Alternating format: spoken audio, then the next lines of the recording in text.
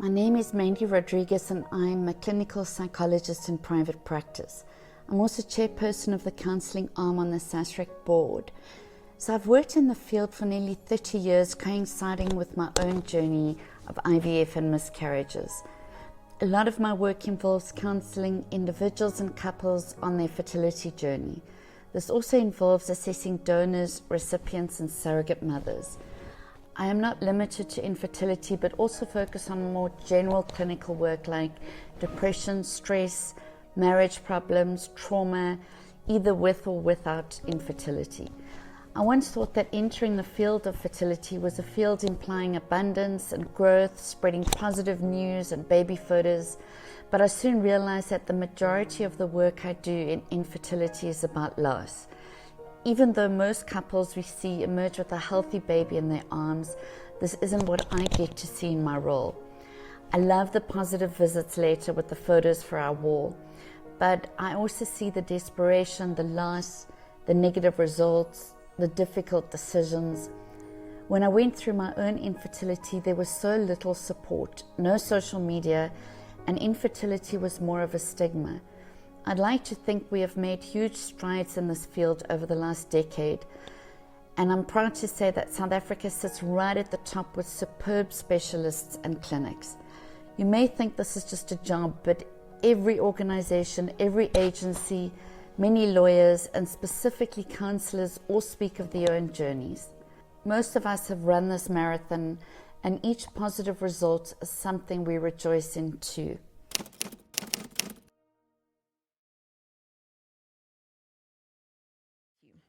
Our next speaker is Mandy Rodrigues. Mandy is a renowned clinical psychologist who has worked in the field of infertility for the past 30 years. This includes working with individuals, couples, groups, helping them cope with the fertility journey and assisting them with making life-changing decisions. A large part of the practice involves stress management and the need for a multidisciplinary approach to infertility. Mandy has presented and published various books and articles on the subject. Good morning, everyone. I'm going to be dealing with the psychological support of dealing with recurrent IVF failure.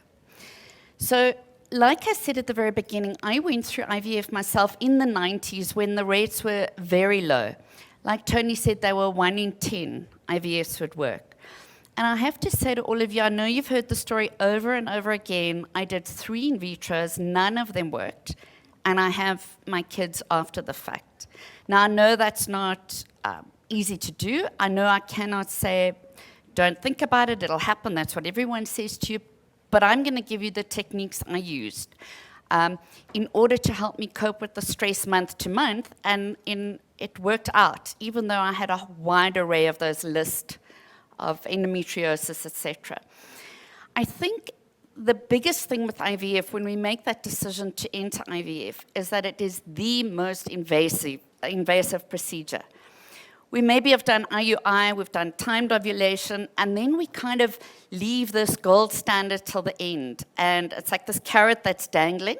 And when we get there, we think, if it didn't work for me before, or if it doesn't work in IVF, how's it ever going to work after that? So we tend to stall it a lot of the time. And the big word that comes out in all my patients is this feeling of lack of control or disempowerment. We all worry about how we will manage a negative result. But I'm sure there are a lot of you who have gone through IVF that before we even get to that result, we get bad news. We get to our first scan, we maybe get to aspiration, and already then it's what we kind of term an abandoned cycle. We didn't anticipate that maybe the problem was already at aspiration, or maybe when the embryos were growing in the lab. And so you'll see as I go along, we want you, when you go through IVF, to think of it in little steps. It's easier to cope with. So if we look at the journey historically that we've all come on, when we're in school, we encourage to practice safe sex. We believe we've got a choice as to whether we're going to have kids or not. The world is now all about choice. We can decide if we want to be a certain sexual preference or a certain gender, or we can decide a whole lot of things that we couldn't before. But then we kind of move on and start our work life. We study, we maybe start working. We enter this global village where everything is time urgent, everything is perfectionist, everything is happening fast, and this starts creating more stress. But we still believe we've got that choice in terms of whether we want children or not. And I'm opening this topic because I sit in a practice where I see a lot of late 30, early 40-year-old women who come and say to me, Mandy, I didn't want kids in my 20s or my 30s. I didn't have that maternal instinct. I didn't feel that broodiness. And so why am I sitting here at 40 and suddenly wanting to go this route?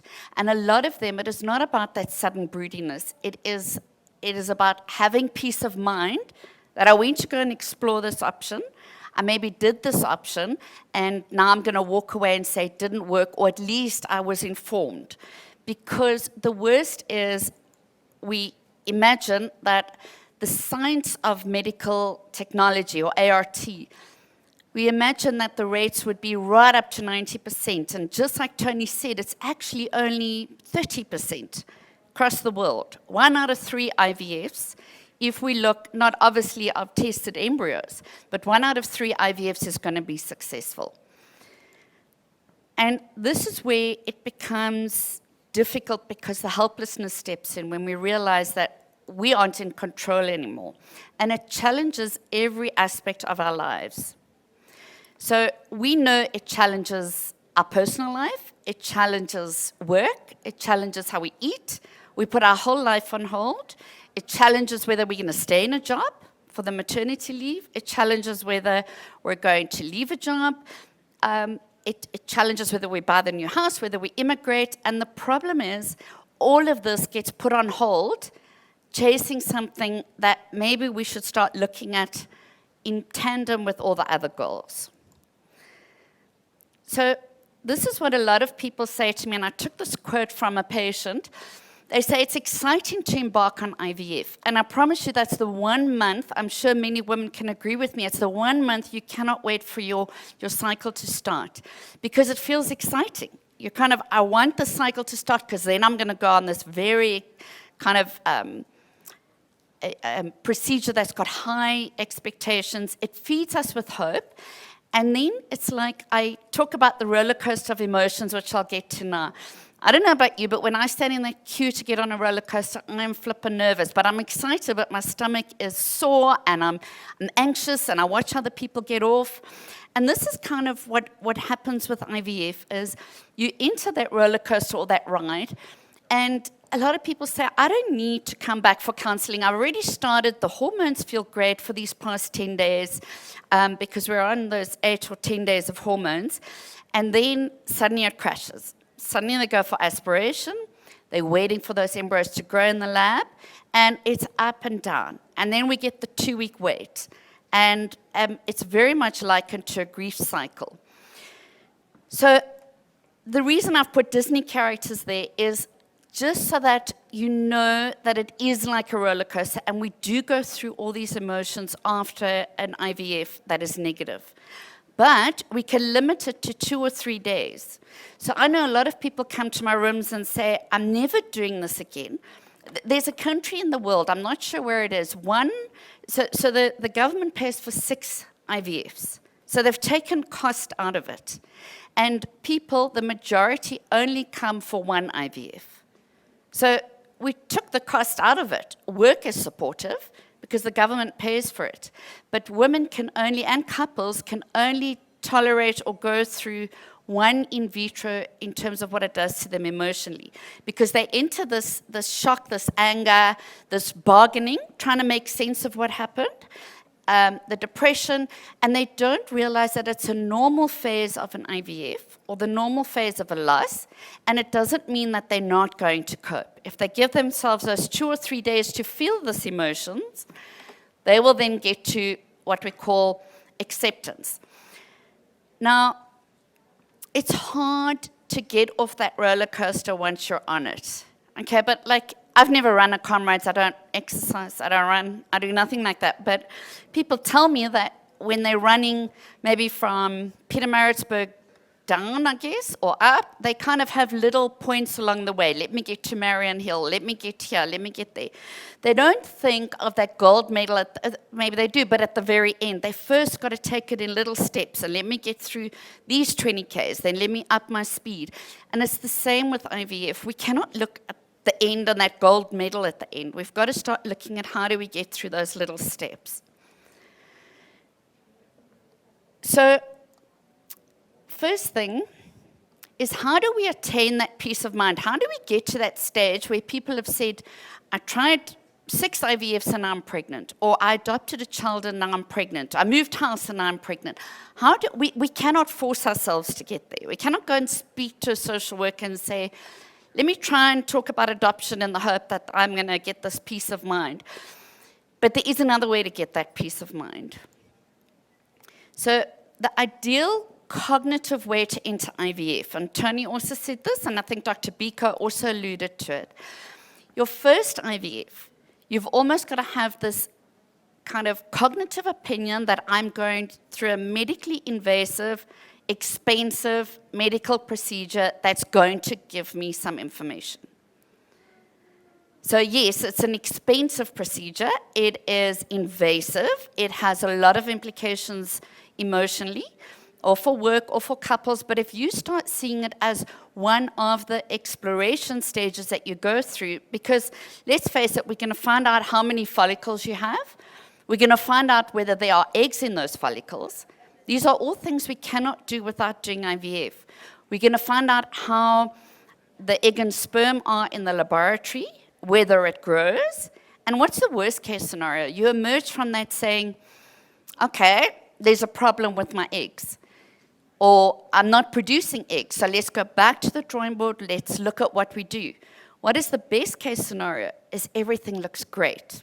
So maybe then you've got a bit of space like I had. I would do an IVF. We weren't married, so I had to save up for my IVFs. and every 4 months, I would say, okay, I can afford in the April, I can afford in the September, I can afford in the following January, and kind of planned that route going forward. And then I had 2 miscarriages too, but my pregnancies happened in between my IVFs or after my IVFs. So first thing is, I also want you to remember, if you take an absolutely healthy couple, so healthy man, healthy female, and they are under the age of 35, they only have a 25% chance, or 20% chance, if they're under the age of 30, of falling pregnant every month.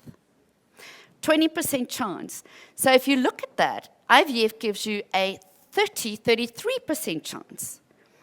So it ups your chance higher than what the average population is. So just to know that it's, even when we have absolutely normal eggs and sperm, we're not going to create a pregnancy every month. Trust your fertility specialist. This is so important. And in South Africa, we've got an amazing board run by Dr. Biko, who accredits clinics in order to kind of come forward and be refunded or assisted by certain medical aids. You can go with a list of questions and Google questions and AI questions to your fertility specialist, but it's exhaustive. It's infinite. So you got to understand, fertility specialists attend the same conferences. We all attend the same meetings. We get the same literature. We get the same, kind of have the same protocols. Yes, there are subtleties amongst fertility specialists. But at the end of the day, the science in the laboratories is the same. And if it's a SASRIC accredited clinic, you need to trust your specialist, but also have a relationship in which you can come back after a failed IVF and say, can we do something different? Predictability of any kind of stress is normal. So how do we make IVF predictable? We plan for that sense of what we're going through. Like I said, I produce an IVF calendar for each patient that gives you the mood you're going to go through over the next 8 days. Then what is your mood for the next 3 days? Then you're going for your trigger shot. What is your mood going to be on that day? And if we break it up like that, we make it predictable, and we can then make, like I said, there are difficult days. We can then decide, On that day, I'm going to take the afternoon off at work. On that day, I'm not going to go to a family dinner. So we can structure our routine around how the IVF goes. Stress is a big one, and tomorrow I'm doing a discussion with Saskia on stress, saying, what stress, we all stressed in IVF, so how do I know if this is good or bad stress? The stress you go through in IVF is not a bad stress. The acute stress I'm talking about. Everyone is stressed by aspiration. Everyone is stressed when they get their result. Everyone is stressed when their embryos are growing in the laboratory. But it's acute stress. It goes up and down, and it does not impact on number of embryos, on viability, on birth rate. That's what the studies show. Our concern is your long-term or chronic stress. So it's the stress that is time urgency and perfectionism, and tomorrow we'll have a big discussion on that. You can manage that stress. Support. Issues of transparency. I often see couples do not speak to one another about who they're going to tell, who they're not going to tell, are they going to tell work? So this is something to have clear expectations, maybe what to expect from your partner. Do you expect him at every ultrasound? Is it just the first round that you expect him to be at? Now, be realistic about the plan going forward and have a kind of long-term goal. Because IVF rates are 1 in 3 on average, have a plan for a year that has maybe 3 IVF set up. It is not negative thinking, it is realistic thinking, and in between have your other goals. That's how we create a peace of mind. Doesn't mean you've got to use those other 2. We cannot emphasize independent coping more than in vitro. So let me explain this to you. The first IVF you go on, husbands and wives are often very much on board. Your partner goes to every scan, you research it together, you make decisions about the clinic, you kind of, I've got a couple where the husband buys her a gift every day of injections. Second IVF, he didn't even come to scans. Third IVF, he didn't. But this is normal in couples, and it's not so much of a train smasher it's when it goes beyond that. So research shows first IVF is usually the most challenging, okay, because it's unfamiliar, we're not sure what we're going through. If you have to go through IVF number 2 and 3, research shows it's the easiest of the lot to go through. It's familiar, it's predictable, there's less psychological trauma. Once we get beyond to number 4 and 5, that's when patients start panicking. And yes, maybe as fertility specialists, doctors have to look at, even after 1 failure, this is the list of things. Can we recheck my thyroid? Can we maybe bring in some metformin? Have a look with your specialist. Is there any way we can maybe do this differently? But independent coping is when couples try and avoid one another about the topic. So the husbands start coming home a bit later, or they're too worried to ask how the day was, or too worried to say, so-and-so's pregnant. So he copes with his fertility in one way, and that's by keeping himself away from his wife and not talking about it. And she wants to talk about it, but he doesn't want to, so she withdraws. And then this is called independent coping. IVF per se does not cause a marriage problem. Independent coping, with whatever it might be, whether it be loss, IVF, grief, that's what causes marriage problems. So we need to steer away from that. The last thing I want to talk about is when everything is overwhelming and the balls are just going, and you've got to think of diets, and you've got to think of nutrient intake, and you've got to think of stress, and and it just seems absolutely overwhelming. That's when maybe we've got to stop and say, okay, this is the diet I'm going to follow. I'm listening to this particular dietitian, and I'm following a Mediterranean diet. Number 2 is I'm using these vitamins. Because, you can research vitamins, and I promise you can. I research like hair loss or hair growth, and you can take bags like this. You can research something like sunlight or vitamin D, and then there's other bags. So you've got to listen to one person, and not keep thinking, I'm not getting the right amount of vitamin D or folate or nutrients, and decide on something that you're taking. You can also then decide on using maybe a fertility tracker. Now, I don't know about the wives or the husbands, but I've got one lady who goes through IVF and she gives her husband the fertility tracker, and he's got to put the days of the week in so that she doesn't have to ask to have intercourse. But it is stressing him a bit more, but she's saying, well, this is equal now. So he must plan our month, and at least it empowers him a bit to know where he is, where they are in the cycle, and then she just responds to him. Last thing I want to emphasize is speak to a fertility counselor. There are psychologists who specialize in infertility. You cannot just go and speak to a fertility coordinator or a nurse. You cannot go to any psychologist and speak about fertility or IUI. They don't understand the meds. They don't understand the process you're going through.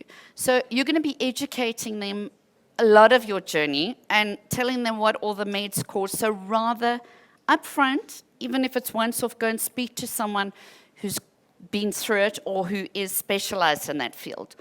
And last thing, this is what I usually play to people who eventually come to me and say, Mandy, I want to stop. I've done 3 or I've done more, and I just want to move on and help me accept that this is not going to happen. And that's a process. And a lot of how you get to that, because remember, beyond doing IVF, there is other options of donor eggs, donor sperm, donor gametes, etc., which is not what my talk is about now, but it's the same process of coming to terms with recurrent IVF failure is the same as coming to terms with maybe using something else. So I'm just going to end off with this video. It's 1 minute.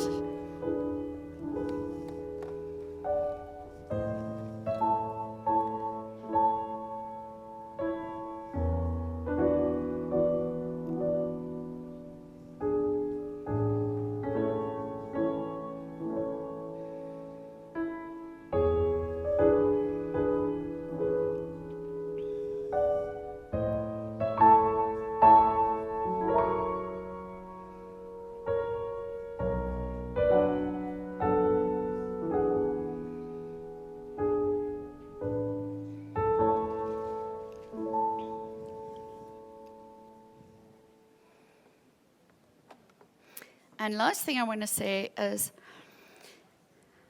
even though society is about choice nowadays, you can decide not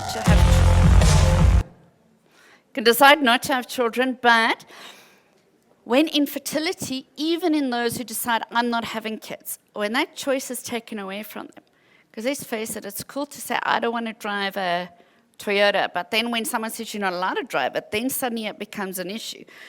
Infertility is the problem, not you. And it is the sense of helplessness that does create the problem, but there's a way we can manage it, always. Thank you.